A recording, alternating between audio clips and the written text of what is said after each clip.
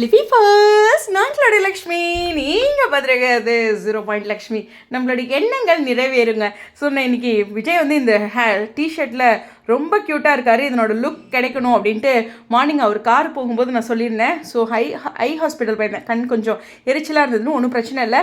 So இருந்தாலும் அங்கே போயிட்டு வந்துட்டு இப்போ பார்க்கும்போது ஒரு பயங்கரமான ஒரு அப்டேட் இல்லையா?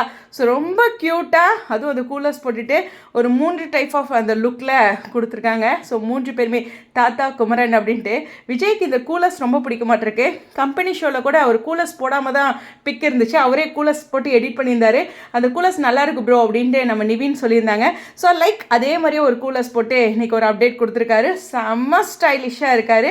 ஒரு ஹாப்பி மோட். பின்னாடி பார்த்திங்கன்னா அவங்களோட காஸ்டியூம்லாம் கூட தெரியுதுல்ல, காஸ்டியூம் ஓகே, அதையும் கவனிச்சிக்கலாம். ஸோ தாத்தா பாருங்களேன், இன்னும் எங்கே தெரியுறாரு பா, வேறு லெவலுங்க தாத்தா. அதுவும் எல்லோ டிஷர்ட்டில் அவரும் செம க்யூட்டாக இருக்கார். அஃப்கோர்ஸ் நம்மளுடைய குமரன் அப்படின்ட்டு.